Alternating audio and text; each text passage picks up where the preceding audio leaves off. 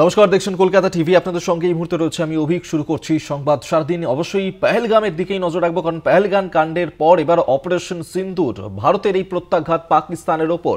পাকিস্তান এবং পাক অধিকৃত 9টি জায়গার ওপরে যে হামলা চালানো হয়েছে মঙ্গলবার মধ্যরাতে অপারেশন সিন্দুর, পাকিস্তান ও পিওকের 9টি জায়গায় প্রত্যাঘাত। পাকিস্তান এবং পাক অধিকৃত জম্মু কাশ্মীরে সেখানে 9টি জায়গাতে এই হামলা ভারতীয় সেনার। পাক সেনাকে যোগ্য জবাব ভারতের।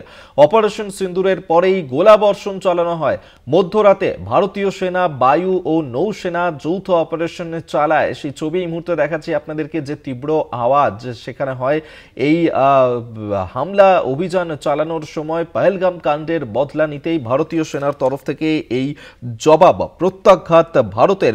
পেহেলগাম হামলার বদলায় মঙ্গলবার রাতেই ভারত শুরু করে অপারেশন সিন্দুর এবং 9টি জায়গাকে লক্ষ্যবস্তু করেই শুরু হয় এই অপারেশন। এবং এই লক্ষ্যবস্তুগুলি যে জায়গাতে জঙ্গি ঘাঁটি রয়েছে, সেই জঙ্গি ঘাঁটিগুলিকেই গুড়িয়ে দেওয়া হয়েছে। একাধিক জঙ্গি হতাহতের খবর পাওয়া গেছে। আমরা এই নিয়েই কথা বলেছিলাম আমাদের ডেপুটি এডিটর মৌপিয়া নন্দীর সঙ্গে। তিনি কি জানিয়েছেন শুনব। জঙ্গি হানার ঠিক 14 দিনের মাথায় গভীর রাতে ভারতের তরফ থেকে অপারেশন সিন্দুর এই অভিযান চালানো হয়, এবং যার মাধ্যমে পাকিস্তান এবং পাকিস্তান অধিকৃত কাশ্মীর তার বেশ কিছু জায়গায় 9টি জায়গায় সেখানে প্রিসিশন অ্যাটাক, অর্থাৎ নির্দিষ্টভাবে সেই জায়গাকে লক্ষ্য করে সেখানে আক্রমণ করা হয়, এবং যেটা নিঃসন্দেহে সাম্প্রতিক অতীতে ভারতের অন্যতম বড় সামরিক পদক্ষেপ। আমরা যেটা জানতে পারি রাত্রিবেলা প্রথম এই খবরটা সেটা জানা যায় যারা পাঞ্জাব এবং জম্মু কাশ্মীরের মানুষ, তারা বেশ কিছু গোলাগুলির আওয়াজ পাচ্ছিলেন, এবং এরপর খুব সংক্ষিপ্ত একটি এক্স-হ্যান্ডেড পোস্ট ভারতীয় সেনাবাহিনীর তরফ থেকে, যেখানে বলা হয় জাস্টিস ইজ সার্ভ, জয় হিন্দ, এবং অপারেশন সিন্দুর। সেখানে দেখা যাচ্ছে যে অপারেশন সিন্দুর, এই সিন্দুর কথার যে দুটো, এই সিন্দুর শব্দের যে দুটো, সেই দুটোতে সিঁদুরের যে কৌটো, সেই সিঁদুরের কৌটোর ছবি দেওয়া আছে। এরপরে বুঝতে অসুবিধা হয় না যে ভারতের তরফ থেকে যে প্রত্যাঘাতের কথা বলা হচ্ছিল, সেই প্রত্যাঘাত অবশেষে ভারতীয় সেনাবাহিনী তারা করেছেন। এবং আমরা যেটা এখনো পর্যন্ত জানতে পারছি যে 9টি জায়গা, এই 9টি জায়গা অত্যন্ত গুরুত্বপূর্ণ। যে 9টি জায়গায় এই অপারেশন চালানো হয়েছে, এই স্ট্রাইক চালানো হয়েছে, যার মধ্যে রয়েছে জৈশের শক্ত ঘাঁটি এবং লস্করে তৈবার শক্ত ঘাঁটি। ভারতের তরফ থেকে খুব স্পষ্ট করে দেওয়া হয়েছে যে কোনোভাবেই কোনো সিভিলিয়ান বা কোনো মিলিটারি ইনস্টলেশন সেটাকে টার্গেট করা হয়নি। নির্দিষ্টভাবে এটা নন এসকালেটরি ফোকাস এবং নন এসকালেটরি ইন নেচার, অর্থাৎ এটা কোনোভাবেই উত্তেজনার অর্থাৎ নতুন করে এসকালেশনের লক্ষ্য নয়। এটা একেবারেই নন এসকালেটরি ইন নেচার। এটা ভারতের সিআইবির তরফ থেকে কিছুক্ষণের মধ্যেই আমরা দেখি যে এই ইনফরমেশন সেটা শেয়ার করা হয়।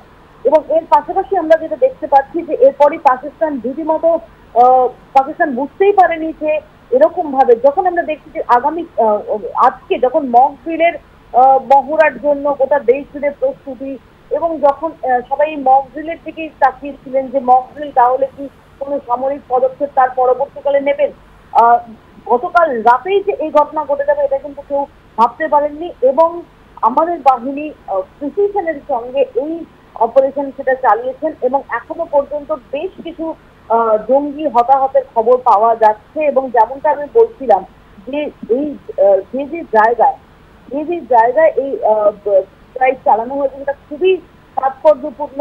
যেখানে বাওয়ালপুর রয়েছে, যেটা জৈশে মোহাম্মদের স্ট্রং হোল্ড, এবং মুরিদকে হচ্ছে লস্করে তৈবার হেডকোয়ার্টার। এবং যেটা জানা যাচ্ছে যে এই লস্করে তৈবার হেডকোয়ার্টারকে নির্দিষ্টভাবে টার্গেট করা হয়েছে। এবং তোমার মনে রাখতে হবে যে টিআরএফ এই পেহেলগাম অ্যাটাকের দায় স্বীকার করেছিল। সেই টিআরএফ হচ্ছে লস্করে তৈবারই ছায়া সংগঠন। এর পাশাপাশি গোলপুর, বিম্বার, শিয়ালকোট এবং মুজাফফরবাদ তার বেশ কিছু জঙ্গি ঘাঁটি সেটাকে নির্দিষ্টভাবে টার্গেট করা হয়। ছিলাম গ্রুপ ক্যাপ্টেন আর কে দাসের সঙ্গে, তিনি কি জানিয়েছেন শুনবো। 2টো বাজার ঠিক 10 মিনিট আগে অব্দি 154 অব্দি আমরা এয়ার স্ট্রাইক চালিয়েছি। 9খানা জঙ্গি ঘাঁটি পাকিস্তানের মধ্যে আছে, যেটা সে মুজাফফরাবাদ একদম উত্তরে পিওকেতে এবং একদম সাউথে ছিল ভাওয়ালপুর, যেটা পাকিস্তানের পাঞ্জাব প্রভিন্সে। তো 9খানা ঘাঁটি, এই 9খানা ঘাঁটি ছিল লস্করে তৈয়বা এবং হিজবুল মুজাহিদিনের যে হেডকোয়ার্টার্স, ট্রেনিং ক্যাম্পস। তো এই যে ট্রেনিং এন্ড টেরর ক্যাম্পস গুলো ছিল, সেটাই আমাদের উদ্দেশ্য ছিল। আমাদের উদ্দেশ্য ছিল না পাকিস্তানের আর্ম ফোর্সেস কে এনগেজ করা। তো আমাদের বিভিন্ন এয়ার স্ট্রিপ থেকে, এয়ারফিল্ড থেকে 3 different varieties of aircraft take off করেছিল। সেই এয়ারক্রাফট ছিল সুখয় 30, মিরাজ 2000 এবং রাফাল।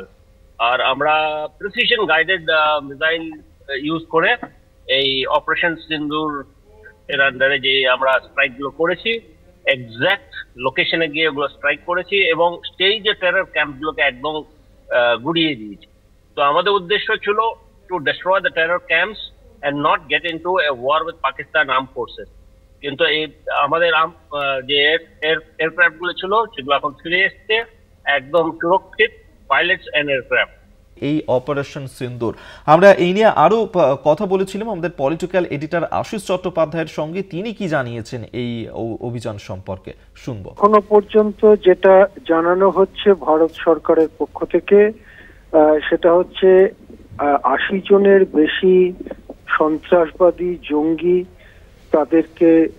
তারা নিহত হয়েছেন এই ভারতের যে প্রত্যাঘাত তাতে, এবং মূলত পাকিস্তান অধিকৃত কাশ্মীরের মধ্যে যে সন্ত্রাসবাদী ঘাঁটিগুলো ছিল সেই ঘাঁটিগুলো গুড়িয়ে দেওয়ার লক্ষ্যেই এই হানা হয়েছে। ভারতের তরফে এই প্রত্যাঘাত হয়েছে। যেটা জানা যাচ্ছে যে নিখুঁত লক্ষ্য স্থির করে এই আঘাতগুলো করা হয়েছে এবং লক্ষ্য বস্তু ছিল মূলত জৈশ, লস্কর, হিজবুল মুজাহিদিন, এদের যে ঘাঁটিগুলো ছিল সেই ঘাঁটিগুলোতে আঘাত করা হয়েছে।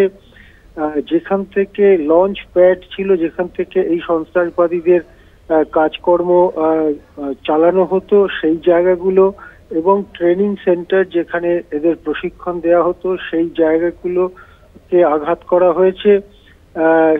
সব থেকে বেশি আঘাত হয়েছে ভাওয়ালপুর, মুরিদকে। জনের বেশি সন্ত্রাসবাদী নিহত হয়েছেন এবং ভারতের এই আঘাতে যে সাফল্য এসেছে সেটা স্পষ্ট হচ্ছে।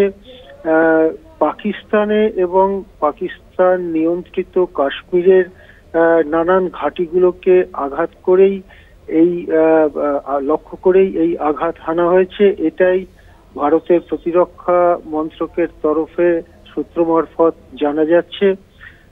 এই অপারেশন, এই প্রত্যাঘাতকে নাম দেওয়া হয়েছে অপারেশন সিন্দুর এবং যেটা জানা যাচ্ছে যে প্রধানমন্ত্রী নরেন্দ্র মোদী নিজেই এই নামকরণটি করেছেন অপারেশন সিন্দুর।